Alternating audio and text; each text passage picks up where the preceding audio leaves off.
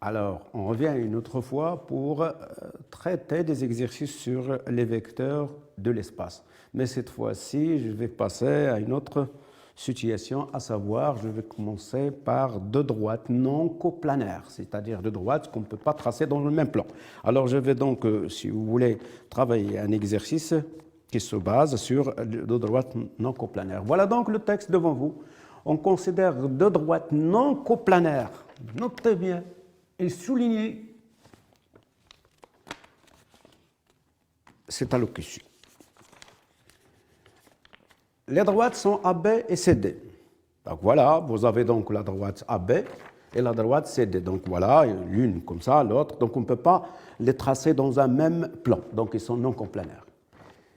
À tout nombre réel T, on associe deux points M et M' qui sont définis tels que AM égale TAB.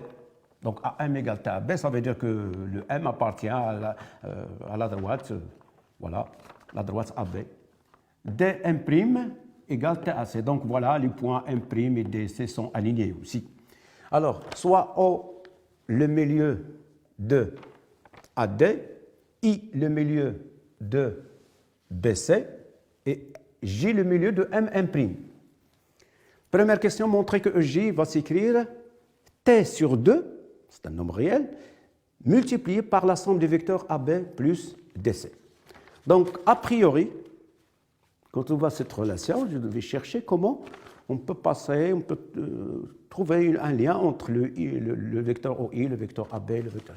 Le vecteur EI, il y a déjà, et ça c'est une somme de vecteurs. Étant donné que le O est le milieu, le J par exemple, voilà, le J qui est ici, c'est un milieu de MM', donc j'ai une relation qui me permet d'aller de O et de J. Donc j'aurai OM plus OM' égale 2 fois J. Alors nous allons montrer cette relation. Et donc, cette relation met en évidence beaucoup de choses. Et le point O, le point J, le point A, B, D, C, ce sont donc trois vecteurs en relation. Mais j'ai une information, j'ai le J qui est le point J milieu de MM'. Je peux utiliser OJ. Je peux utiliser le O, le J, le M et le M' dans une même relation. Alors, J étant le milieu du segment M'. Alors, je peux écrire directement que si j'ai à calculer ou à déterminer la somme des vecteurs OM plus OM', ce n'est autre que 2 fois le vecteur OJ. Ça, c'est d'une part.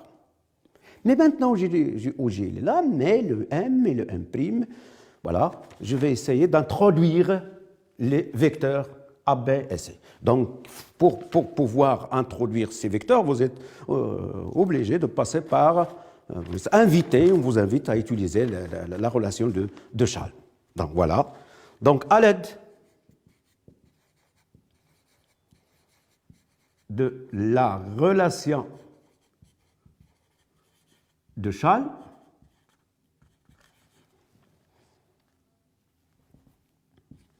voilà. Alors, on obtient le vecteur OM. Le vecteur OM, le voilà, mais je vais utiliser le A. Donc, je peux utiliser OM, c'est OA plus AM. Très bien. Et OM', voilà. OM', ce vecteur, c'est OD plus DM'. D'accord. Maintenant, donc, la somme OM plus OM' n'est autre que cette somme. J'ai OA plus OD plus AM plus DM'. Qu'est-ce qu'on peut dire de OA plus OD? J'ai OA plus OD, Ça, c'est le milieu. Donc, vous avez vu de combien de manières on a utilisé ce milieu. Nous l'avons utilisé là pour donner une relation, mais là, cette somme va me donner le vecteur nul. Donc, j'ai le droit de remplacer cette somme par le vecteur nul, plus AM plus D M'. D'accord. Maintenant, qu'est-ce qu'il reste à faire? Ça, ce n'est autre que AM plus DM'. Eh bien, je sais bien que je vais utiliser le vecteur AB. Or, si vous voyez AM, elle est définie. Le point M, c'est... Bon, voilà, si le vecteur il est défini comme tel, vous avez AM égale T, AB. On a, ou bien comme, je rappelle, que AM, c'est défini par TAB, et AM et DM', voilà, c'est T multiplié par le vecteur DC, alors cette somme qui est AM plus DM', je remplace AM par T, AB, plus T, DC. Je fais appel aux propriétés des calculs sur les vecteurs, propriétés algébriques. J'ai le droit de prendre T multiplié par la somme AB plus DC. Et bien voilà. Donc j'ai le droit de remplacer, voilà, si vous voulez, d'où, ou bien par suite. Moi, je vais chercher OG égale TOE égale ceci. Donc, je peux prendre ce OG, par suite OG. Si on veut laisser uniquement OG, on va multiplier par 1 demi. Et il va me donner 1 demi OM plus M', c'est ça. Donc, c'est-à-dire 1 demi, parce que j'ai remplacé déjà ceci. Nous avons trouvé 1 demi AM plus AM'.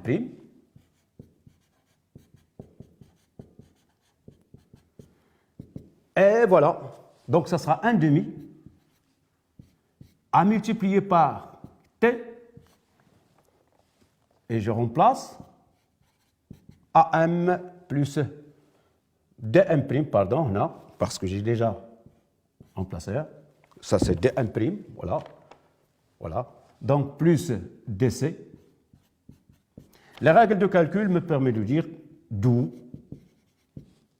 le vecteur OJ.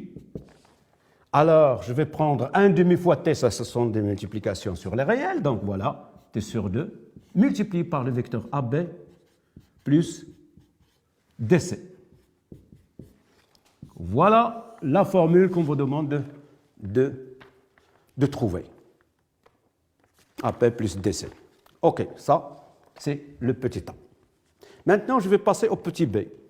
Donc, je crois que c'est clair. Voilà. Je passe à la question petit b.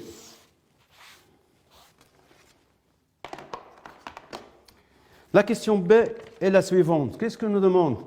En déduisant que le vecteur OJ va s'écrire tout simplement TOI.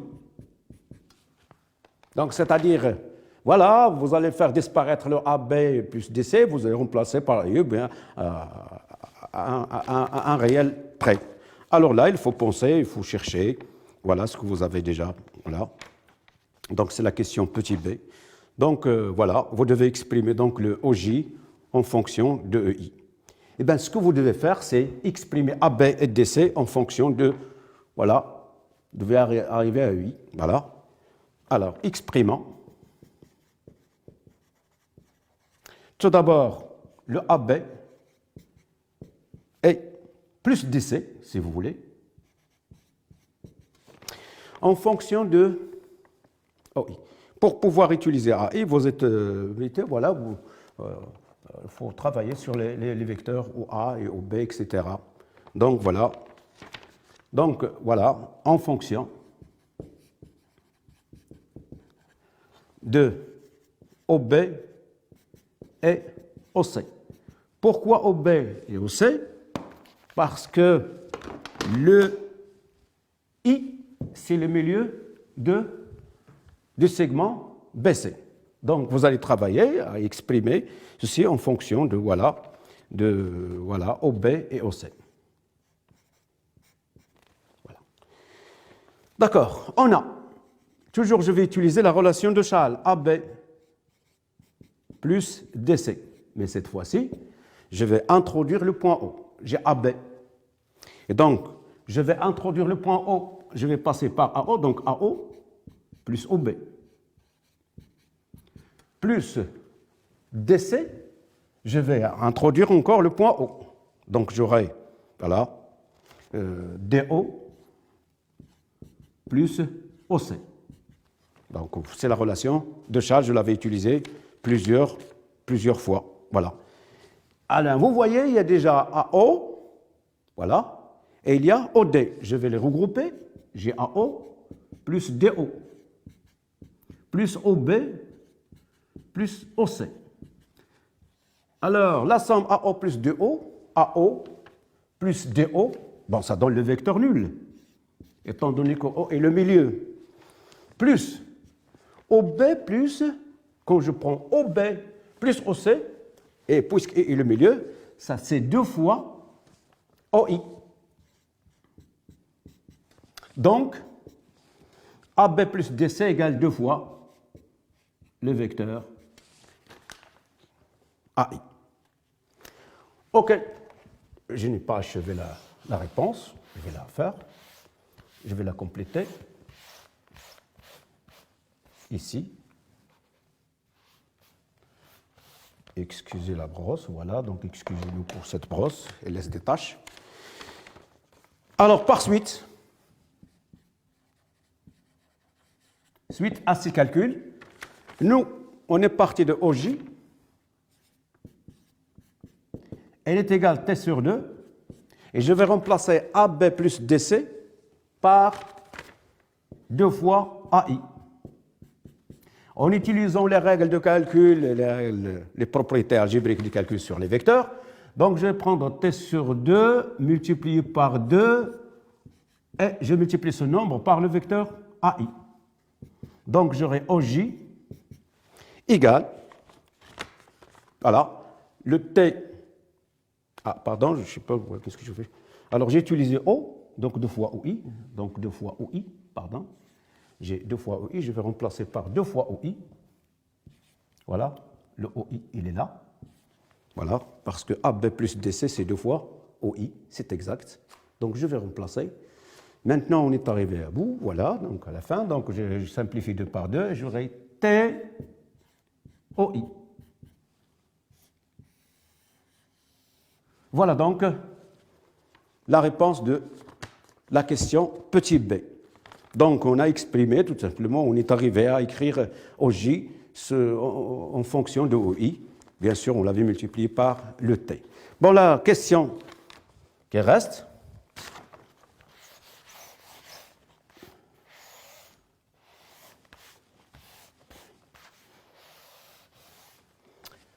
c'est la question numéro 2. Il faut déterminer l'ensemble E des points J lorsque T décrit l'ensemble R. Ben, nous avons une relation déterminant. L'ensemble E. L'ensemble E. De quoi s'agit-il cet ensemble? E est quoi? E est l'ensemble des points J de l'espace tel que, bon, il y en a plein, tel que, voilà, OJ égale T OI, où le T qui est cité est un nombre réel.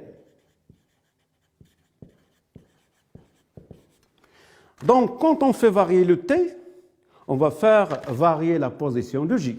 Mais de toute façon, une lecture de OJ, T, OI signifie que les vecteurs OJ et OI sont collinéaires. Ben voilà, et puisqu'ils sont collinaires, les 3 points O, J et I sont alignés. Et donc, puisque T représente n'importe quel nombre réel, donc le J, il va prendre toutes les positions sur la droite OI. Donc voilà, donc E est la droite. Parce que cette écriture, c'est la définition géométrique de la droite passant par O et de vecteur OI. De la droite passant par le point O et deux vecteurs directeurs OI. Donc, l'ensemble E, ce n'est autre que la droite qui passe par O et par I. Je peux même la noter comme ça, OI, parce que c'est... Alors, on vous demande de la tracer. Donc, je vais la tracer. Je vais la tracer en rouge. Tracer cette droite. C'est la droite passant par OI. Bon, voilà. Je prends donc ma règle.